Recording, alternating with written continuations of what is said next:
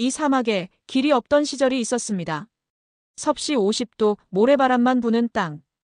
그곳에 한국인들이 처음 발을 디뎠습니다. 돈도 기술도 이름도 없던 시절. 우리는 맨몸으로 사우디에 길을 놓았습니다. 그 길 위에서 대한민국은 살아났고 50년이 흐른 지금 사우디가 다시 한국을 부릅니다. 이번엔 노동이 아니라 기술과 미래로. 길이 없던 사막에 다시 길을 놓는 나라. 이 이야기가 가슴을 울린다면 구독과 좋아요 지금 눌러주십시오. 저는 UN 경제개발기구에 근무하는 국제경제학자 이지현입니다. 오늘은 여러분께 아주 특별한 이야기를 들려드리려고 합니다. 1970년대 사우디아라비아. 지금으로부터 50년도 더 전 이야기죠. 저는 자료를 뒤지다가 한 장의 사진을 발견했습니다. 사막 한가운데 선 한국 노동자들의 모습이었어요. 그들의 얼굴은 햇빛에 까맣게 그을려 있었습니다. 섭씨 50도. 상상이 되시나요? 그늘도 없고 바람도 없는 곳이었습니다. 지도에도 제대로 표시되지 않던 땅이었죠. 그곳에 한국 사람들이 처음 발을 디뎠습니다. 저는 그 사진을 보며 생각했습니다. 도대체 무엇이 이들을 이 지옥 같은 곳으로 내몰았을까? 답은 간단했어요. 배고픔이었습니다. 1970년대 한국은 정말 가난했습니다. 일할 곳이 없었죠. 먹고 살 길이 막막했어요. 그때 중동에서 소식이 들려왔습니다. 오일 달러가 넘쳐나고 일손이 필요하다는 이야기였죠. 선택지는 없었습니다. 가족을 먹여 살려야 했으니까요. 첫 번째 건설 노동자들이 사우디에 도착했을 때를 상상해 봅니다. 비행기에서 내리자마자 뜨거운 열기가 온몸을 감쌌을 겁니다. 숨이 막혔을 거예요. 하지만 뒤로 물러설 수 없었습니다. 사막에는 길이 없었습니다. 말 그대로요. 도로도 없고 건물도 없었죠. 전기도 물도 제대로 공급되지 않는 곳이었습니다. 한국 노동자들은 맨손으로 시작했습니다. 삽과 곡괭이를 들고 사막을 팠어요. 돌을 옮기고 시멘트를 부었습니다. 하루 12시간, 아니 14시간씩 일했죠. 저는 당시 작업 일지를 읽어본 적이 있습니다. 거기에는 이런 문장이 있었어요. 오늘도 김씨가 쓰러졌다. 열사병이다. 하지만 다음 날이면 또 일터로 나갔다고 합니다. 왜 그랬을까요? 고향에 보낼 돈이 필요했기 때문입니다. 자식들 학비가 필요했기 때문이죠. 나라를 먹여 살려야 했기 때문입니다. 이들은 영웅이 아니었습니다. 그냥 살아남으려고 발버둥 치던 평범한 사람들이었어요. 하지만 그 발버둥이 역사를 바꿨습니다. 사막 위에 첫 번째 도로가 놓였습니다. 발전소가 세워졌죠. 공항이 만들어졌어요. 하나씩 하나씩 한국 사람들의 손으로 만들어졌습니다. 저는 이 이야기를 처음 들었을 때 울컥했습니다. 학자로서가 아니라 한 명의 한국인으로서 가슴이 뭉클했어요. 그 시절 한국은 선진국의 원조를 받던 나라였습니다. 우리가 누군가를 도와줄 형편이 아니었죠. 그런데 사우디 사막에서 우리는 도시를 만들고 있었습니다. 보이지 않는 곳에서 땀 흘리던 사람들. 이름도 제대로 기록되지 않은 사람들이었습니다. 하지만 그들이 없었다면 지금의 한국도 없었을 겁니다. 사막에는 원래 길이 없었습니다. 하지만 한국인들이 지나간 자리에 길이 생겼어요. 그 길이 대한민국의 미래로 이어질 줄 그때는 아무도 몰랐습니다. 1970년대 후반으로 시간이 흐릅니다. 중동에 오일머니가 쏟아지기 시작했어요. 저는 당시 경제 지표를 분석해봤습니다. 석유 가격이 급등하면서 산유국들의 주머니가 두둑해졌죠. 그 돈으로 그들은 무엇을 했을까요? 국가를 만들기로 했습니다.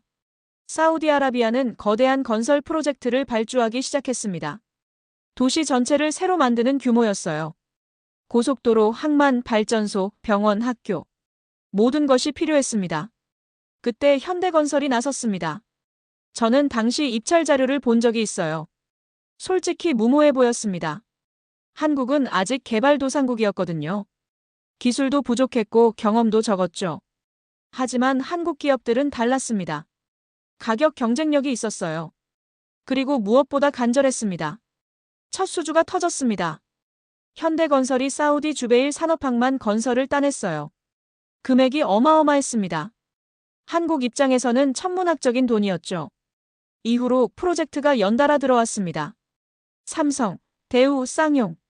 한국 건설사들이 중동으로 몰려갔어요. 저는 이 시기를 중동 건설 붐이라고 부릅니다. 하지만 현장은 붐이 아니었어요. 그냥 생존이었습니다. 수십만 명의 한국 노동자들이 사우디로 떠났습니다. 그들은 가족과 헤어져 사막에서 살았죠. 컨테이너 숙소에서 여러 명이 함께 잤어요. 샤워는 일주일에 한두 번이 고작이었습니다. 하지만 불평하는 사람은 없었습니다. 월급날이 되면 대부분을 고향으로 보냈어요. 자기 몫은 최소한만 남기고 다 송금했습니다. 그 돈이 어디로 갔을까요? 한국으로 흘러들어왔습니다. 저는 한국은행 자료를 분석하면서 소름이 돋았습니다. 1970년대 후반부터 1980년대 중반까지 중동에서 벌어들인 외화가 한국 경제의 기둥이 되었더군요. 사우디에서 번 돈으로 한국은 공장을 지었습니다. 철강소를 세웠어요. 조선소를 만들었죠. 화학 플랜트를 건설했습니다. 개인의 노동이 국가의 성장으로 이어진 겁니다. 이보다 더 극적인 사례가 있을까요? 저는 이 과정을 연구하면서 한 가지 깨달았습니다. 기적은 저절로 일어나지 않는다는 것을요. 누군가의 땀과 눈물이 쌓여서 기적이 된다는 사실을 배웠습니다. 1980년대 중반이 되자 한국은 달라져 있었습니다. 더 이상 후진국이 아니었어요. 중진국 대열에 합류했죠. 그 바탕에는 사우디 사막에서 흘린 땀이 있었습니다. 이름 없는 노동자들의 희생이 있었어요. 저는 그들을 보이지 않는 영웅이라고 부릅니다. 당시 한 노동자가 남긴 편지가 있습니다. 고향의 아내에게 보낸 편지였죠.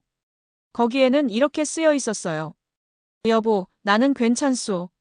아이들 학교는 잘 다니고 있소. 나는 곧 돌아갈 것이오. 하지만 그는 돌아오지 못했습니다. 작업 중 사고로 세상을 떠났어요. 얼마나 많은 사람들이 이렇게 희생했을까요? 정확한 숫자는 알 수 없습니다. 기록도 제대로 남아있지 않아요. 하지만 저는 압니다.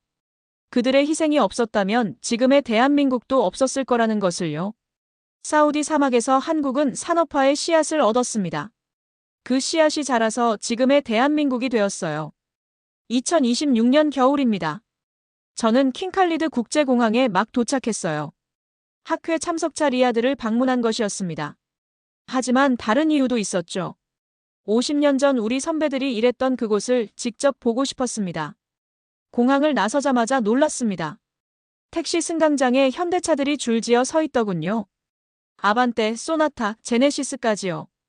택시 기사에게 물었습니다. 한국차 많이 타시나요? 그가 웃으며 대답했어요. 여기서는 다들 현대나 기아를 타죠. 튼튼하고 고장도 안 나거든요. 가슴이 뭉클했습니다. 50년 전 이곳에서 땀 흘리던 사람들을 떠올렸어요. 그때는 우리가 값싼 노동력을 팔았습니다. 하지만 지금은 달랐어요. 호텔로 가는 길에 보이는 풍경들이 신기했습니다. 거리 곳곳에 삼성전자 제품 매장이 있었어요. 갤럭시 광고판이 건물을 장식하고 있었죠. 쇼핑몰에 들렀습니다. LG 올레드 TV가 매장 한가운데 걸려 있더군요. 화질이 너무 선명해서 지나가던 사람들이 다들 고개를 돌렸습니다. 저는 매장 직원에게 물었어요. 한국 제품 잘 팔리나요? 그가 자신있게 대답했습니다. 한국 제품은 믿을 수 있어요. 품질이 최고거든요. 그 말을 들으니 감회가 새로웠습니다. 과거에는 우리가 노동자로 왔어요. 하지만 지금은 기술과 브랜드로 서 있습니다. 저녁에 현지 교수와 만났습니다. 그는 저보다 나이가 좀 많았어요. 사우디 경제를 연구하는 학자였죠. 우리는 한국에 대해 이야기를 나눴습니다. 그가 말했어요. 1970년대에 한국 사람들이 여기서 일했다는 걸 압니다. 제 아버지가 그때 한국 기술자들과 일했거든요. 저는 놀라서 물었습니다. 어떤 기억을 갖고 계시던가요? 그가 잠시 생각하더니 말했어요. 성실했다고 하더군요. 아침 일찍 나와서 밤늦게까지 일했대요. 불평하지 않고 묵묵히 일했다고요. 그 말을 듣고 저는 울컥했습니다.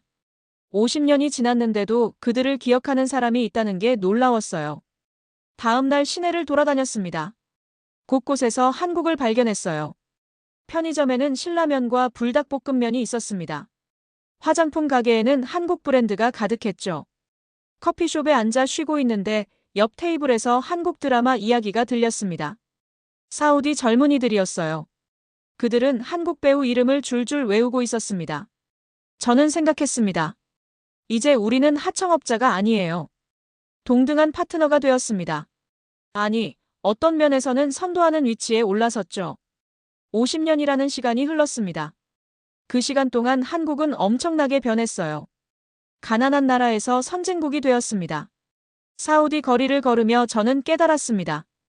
여기 한국의 과거와 현재가 공존하고 있다는 것을요. 그리고 미래도 만들어지고 있다는 것을 느꼈습니다. 리야드에서의 둘째 날이었습니다. 저는 학회에 참석했어요. 발표자는 사우디 경제기획부 관계자였습니다. 그가 내놓은 자료를 보고 저는 깜짝 놀랐어요. 비전 2030이라는 프로젝트였죠. 사우디가 국가의 운명을 걸고 추진하는 계획이었습니다. 한마디로 석유 이후를 준비하는 거대한 프로젝트였어요. 발표를 들으며 저는 숨이 막혔습니다. 규모가 상상을 초월했거든요. 무함마드 빈 살만 왕세자가 이 프로젝트를 주도하고 있었습니다. 그는 2016년에 이 계획을 발표했어요. 사우디를 석유 의존 경제에서 벗어나게 만들겠다는 포부였죠. 왜 이런 결정을 내렸을까요? 답은 명확했습니다. 석유는 영원하지 않기 때문입니다. 저는 에너지 시장을 연구해왔습니다. 전 세계가 친환경 에너지로 전환하고 있어요. 전기차가 늘어나고 재생에너지가 확대되고 있죠. 언젠가 석유 수요는 급감할 겁니다. 사우디는 이 사실을 잘 알고 있었습니다. 그래서 미리 준비하기로 한 거예요. 비전 2030의 핵심 프로젝트를 설명하는 영상이 나왔습니다. 저는 스크린을 뚫어지게 봤어요. 첫 번째는 네움이었습니다. 홍해 연안에 건설하는 미래도시죠. 면적이 무려 26,500제곱킬로미터였어요. 대한민국 경상도만 한 크기입니다. 두 번째는 더 라인이었습니다. 길이 170km의 선형 도시예요. 차가 다니지 않고 완전히 보행자 중심으로 설계된다고 합니다. 건물 높이는 500m. 상상이 되시나요? 세 번째는 옥사곤이었습니다. 세계 최대의 부유식 해상 도시죠. 인공지능과 로봇이 모든 걸 관리하는 스마트 시티입니다. 발표가 끝나고 저는 손을 들었습니다. 질문을 던졌어요. 이 프로젝트에 투입되는 예산이 얼마나 되나요? 관계자가 답했습니다. 약 500조 원 규모입니다. 청중석에서 탄성이 터져나왔어요. 저도 입을 다물 수 없었습니다. 500조 원이라니요. 인류 역사상 가장 거대한 건설 프로젝트였습니다. 휴식 시간에 옆자리의 프랑스 교수와 이야기를 나눴습니다. 그가 말했어요. 사실 이 프로젝트가 성공할 수 있을지 의문입니다. 너무 야심차지 않나요?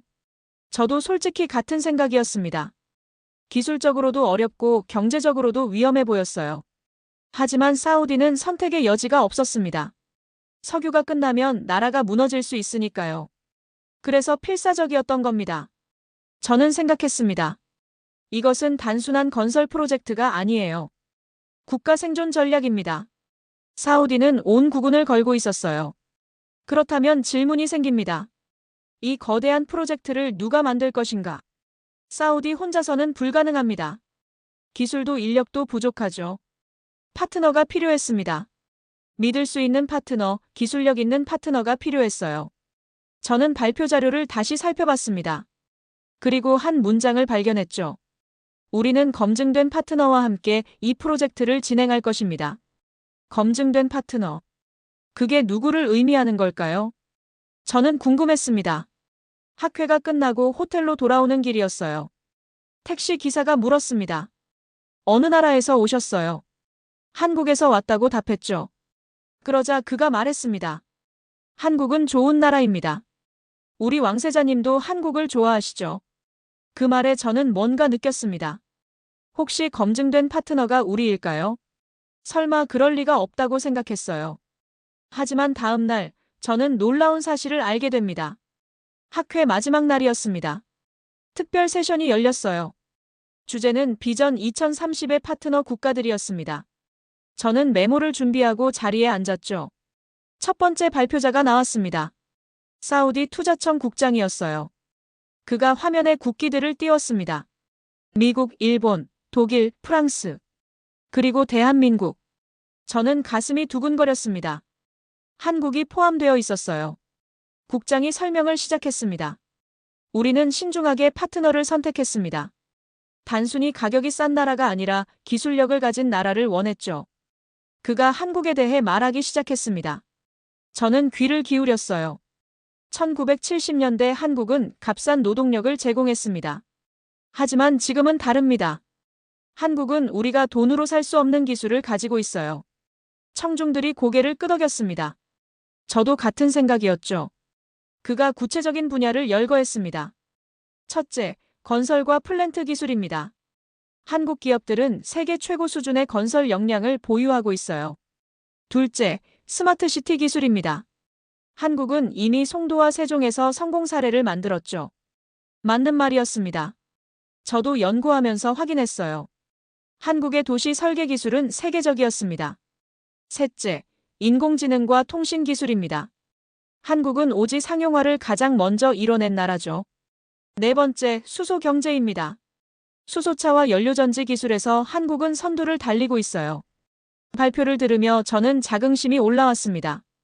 우리가 이렇게 많은 기술을 가지고 있었다니요. 국장이 말을 이었습니다. 무엇보다 중요한 건 신뢰입니다. 한국 기업들은 50년 전 이곳에서 약속을 지켰어요. 제 시간에 프로젝트를 완성했고 품질도 뛰어났죠. 그 말을 듣고 저는 뭉클했습니다. 50년 전 선배들이 흘린 땀이 지금 신뢰로 돌아온 거였어요. 휴식 시간에 국장에게 다가갔습니다. 질문을 하나 드리고 싶다고 했죠. 그가 친절하게 응답했습니다. 무엇이든 물어보세요. 저는 물었어요. 중국도 건설 기술이 좋고 가격도 저렴하잖아요. 왜 한국을 선택하셨나요? 국장이 잠시 생각하더니 답했습니다. 중국은 분명 경쟁력이 있습니다. 가격도 싸죠.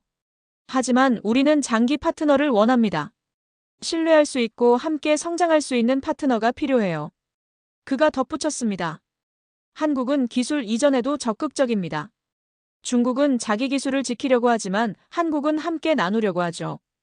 그게 큰 차이입니다. 저는 고개를 끄덕였습니다. 이해가 됐어요. 사우디는 단순히 건물을 짓는 게 아니었습니다. 자국 기술을 키우고 싶어 했죠. 오후 세션에서는 구체적인 협력 내용이 발표됐습니다. 한국 기업들이 참여하는 프로젝트 목록을 보고 저는 놀랐어요. 네옴 스마트시티 구축, 수소 생산 플랜트 건설, 재생에너지 단지 조성, 통신 인프라 구축. 엄청난 규모였습니다. 저는 계산을 해봤습니다. 한국이 따낸 수주액만 해도 수십조 원에 달했어요.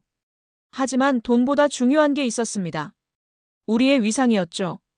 50년 전에는 우리가 저가 수주로 연명했어요. 하지만 지금은 기술 동맹국으로 대우받고 있었습니다. 저는 감회가 새로웠습니다. 과거에는 우리가 일자리를 구걸했어요. 하지만 지금은 사우디가 우리를 필요로 했습니다. 이것이 바로 국격의 차이였습니다. 50년 만에 우리는 완전히 다른 위치에 올라선 거예요. 학회를 마치고 호텔로 돌아왔습니다. 저는 창밖을 내다봤어요. 리야드의 야경이 펼쳐져 있었습니다. 그 불빛 하나하나에 우리의 기술이 담겨 있었습니다. 그리고 미래에는 더 많은 한국 기술이 이곳을 빛낼 거예요. CHAPTER 6 사막 위의 방패 K방산. 학회 다음 날 저는 특별한 초대를 받았습니다. 사우디 국방부 관계자와의 간담회였어요. 사실 경제학자인 제가 국방 분야 모임에 참석하는 건 이례적이었습니다. 하지만 거절할 수 없었죠. 호기심이 생겼거든요. 장소는 리야드 외곽의 한 시설이었습니다. 보안이 삼엄했어요. 신분증을 여러 번 확인받고 들어갔습니다. 회의실에 들어서니 여러 나라 관계자들이 있었습니다. 미국, 프랑스, 한국 대표들이 보였어요. 한국 방산업체 임원이 발표를 시작했습니다. 저는 메모를 준비했죠. 그가 화면에 K고 자주포 사진을 띄웠습니다. 저도 뉴스에서 본 적이 있었어요. 세계 최고 성능을 자랑하는 무기라고 들었습니다. 임원이 설명했습니다. K구는 분당 6발을 발사할 수 있습니다. 사거리는 50km가 넘죠. 자동화 시스템으로 3명만으로도 운용이 가능합니다. 사우디 관계자들이 관심을 보였어요. 질문이 쏟아졌습니다. 가격은 어떻게 되나요? 납기는 얼마나 걸리죠?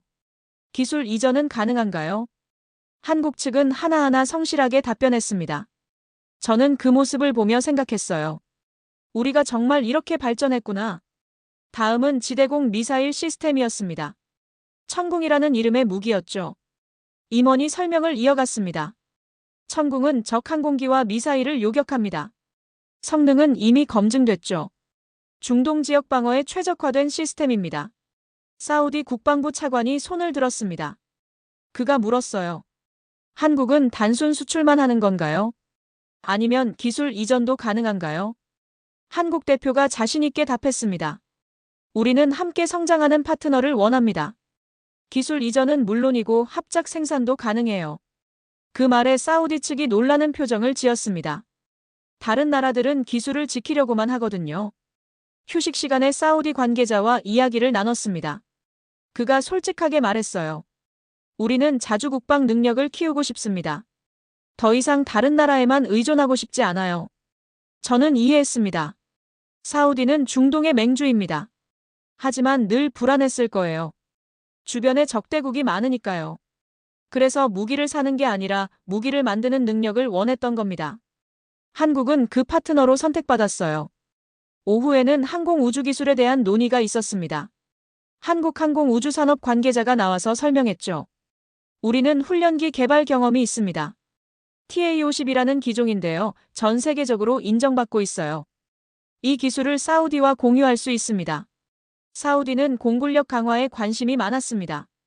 질문이 계속 이어졌어요. 저는 이 광경을 보며 감회가 깊었습니다. 불과 몇십 년 전만 해도 한국은 무기를 수입하는 나라였어요. 하지만 지금은 수출하고 있었습니다. 회의가 끝날 무렵 사우디 국방부 차관이 발언했습니다. 한국과의 협력은 단순한 무기 거래가 아닙니다. 우리는 전략적 동맹을 원해요. 동맹이라는 단어가 인상적이었습니다. 무기를 파는 나라와 사는 나라의 관계가 아니었어요. 동등한 파트너십이었죠. 저녁 식사 자리에서 한국 대표단과 이야기를 나눴습니다. 한 임원이 말했어요. 솔직히 저희도 놀랍니다. 10년 전만 해도 상상도 못했던 일이거든요. 저는 물었습니다. K방산이 왜 이렇게 성공한 것 같으세요? 그가 답했습니다. 품질이 검증됐기 때문입니다. 그리고 가격 대비 성능이 좋아요. 무엇보다 기술 이전에 개방적이죠. 맞는 말이었습니다. 한국은 독점하려 하지 않았어요. 함께 성장하려고 했습니다. 그게 우리의 강점이었죠. 호텔로 돌아오는 길에 저는 생각했습니다. 사우디 사막에 한국의 방패가 서고 있구나. 그리고 그 방패는 단순한 무기가 아니라 신뢰였어요. 다음 날은 자유 일정이었습니다. 저는 리야드 시내를 돌아다니기로 했어요. 점심 먹을 곳을 찾다가 한 식당을 발견했습니다. 간판에는 코리안 BBQ라고 적혀 있었죠. 안으로 들어갔습니다. 손님이 꽤 많았어요. 대부분 사우디 현지인들이었습니다. 자리에 앉아 메뉴를 봤습니다. 불고기, 갈비, 김치찌개. 한국 음식이 그대로 있었어요. 웨이터가 다가왔습니다. 추천 메뉴를 물었죠. 그가 말했습니다. 불고기가 가장 인기 많아요. 한국 드라마에 자주 나오거든요. 한국 드라마라니요. 저는 놀라서 물었습니다. 여기서도 한국 드라마를 봐요. 그가 웃으며 답했습니다. 물론이죠. 요즘 젊은 사람들은 다 봅니다. 저도 사랑의 불시착 봤어요. 밥을 먹는 동안 주변을 관찰했습니다.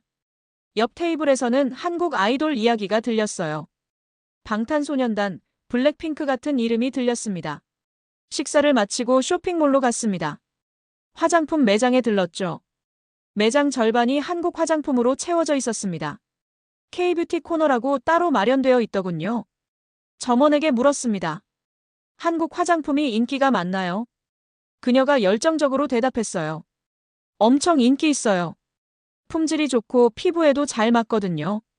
그녀는 자기가 쓰는 제품들을 보여줬습니다. 선크림, 에센스, 마스크팩. 모두 한국 제품이었어요. 저는 신기했습니다. 사우디는 보수적인 나라라고 알고 있었거든요. 그런데 한국 문화가 이렇게 깊숙이 들어와 있다니요. 서점에도 들렀습니다. 한국어 학습서 코너가 있었어요. 생각보다 책이 많았습니다. 매니저에게 물었습니다. 한국어를 배우는 사람이 많나요? 그가 고개를 끄덕였어요. 최근 몇 년 사이에 엄청 늘었습니다. 젊은 층에서 특히 인기가 많죠. 왜 한국어를 배우느냐고 물었습니다. 그가 답했어요. 드라마를 자막 없이 보고 싶어서요. 그리고 K-팝 가사를 이해하고 싶어 하죠. 저녁 무렵 카페에 앉아 쉬고 있었습니다. 옆자리에 사우디 여학생들이 앉았어요. 그들이 한국 드라마 이야기를 하고 있었습니다. 저는 슬쩍 귀를 기울였죠. 한 학생이 말했습니다. 한국 드라마는 정말 재밌어. 이야기도 좋고 배우들도 멋있어. 다른 학생이 맞장구 쳤습니다. 나도 한국에 가보고 싶어. 서울 구경하고 한국 음식도 먹어보고 싶어. 저는 마음이 따뜻해졌습니다. 한국 문화가 이들에게 꿈이 되고 있었어요. 호텔로 돌아가는 길에 편의점에 들렀습니다. 라면 코너를 봤죠. 신라면, 불닭볶음면, 짜파게티. 한국 라면이 가득했습니다. 계산대에서 직원에게 물었습니다. 이 라면들 많이 팔려요. 그가 웃으며 답했어요. 매일 품절돼요. 특히 불닭볶음면은 입고되자마자 나가요. 저는 놀라웠습니다. 사우디 사람들이 매운 라면을 좋아한다니요. 직원이 덧붙였습니다. 유튜브에서 한국 라면 먹방 보고 다들 사러 와요. 도전해보고 싶어 하죠. 그날 밤 호텔방에서 생각에 잠겼습니다. 총과 기술보다 먼저 들어간 게 문화였구나. 한국 드라마, 음악, 음식, 화장품. 이런 것들이 사우디 사람들의 일상 속으로 스며들었어요. 특히 젊은 세대의 마음을 사로잡았습니다. 이것이 바로 소프트 파워입니다. 강제로 주입하는 게 아니에요. 자연스럽게 좋아하게 만드는 힘이죠. 50년 전 우리는 땀으로 사우디를 만들었습니다. 그리고 지금은 문화로 사우디의 미래 세대와 연결되고 있어요. 저는 확신했습니다. K컬처는 단순한 유행이 아니에요. 한국과 사우디를 잇는 든든한 다리였습니다.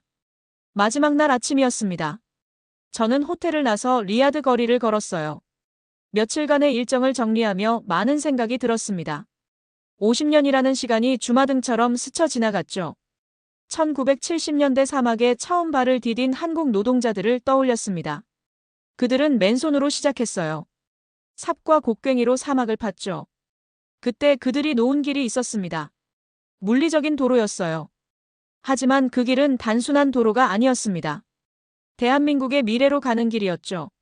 사막에서 번 돈이 한국으로 흘러들어왔습니다. 그 돈으로 공장을 짓고 기술을 개발했어요. 산업화의 기반이 다져졌죠. 저는 걸으며 생각했습니다. 그 선배들이 없었다면 지금의 나도 없었을 거예요. 국제경제학자가 되어 이곳에 올 수도 없었겠죠. 50년이 흐른 지금 한국은 다시 사우디에 와 있습니다. 하지만 이번엔 완전히 다른 모습이에요. 노동자가 아닌 기술자로 왔습니다. 값싼 인력이 아닌 필수 파트너로 인정받고 있어요. 건설과 플랜트 기술을 가져왔습니다. 스마트 시티와 인공지능 기술도 함께 왔죠. 수소 경제와 재생에너지 기술까지요. 그리고 무기와 방위산업 기술도 가져왔습니다. 사우디의 안보를 함께 지키는 동맹이 되었어요. 무엇보다 문화를 가져왔습니다. 드라마, 음악, 음식, 패션. 한국의 일상이 사우디 젊은이들의 꿈이 되었죠. 저는 카페에 앉아 커피를 주문했습니다. 창밖을 내다봤어요. 현대차 택시가 지나가고 삼성 광고판이 보였습니다. 그 풍경을 보며 깨달았습니다. 우리는 지금 또 다른 길을 놓고 있구나. 50년 전의 길은 생존을 위한 길이었습니다. 하지만 지금의 길은 다릅니다. 함께 미래를 만드는 길이에요. 사우디는 비전 2030이라는 거대한 꿈을 꾸고 있습니다. 석유 이후의 미래를 준비하고 있죠. 그 꿈을 현실로 만드는데 한국이 함께하고 있어요.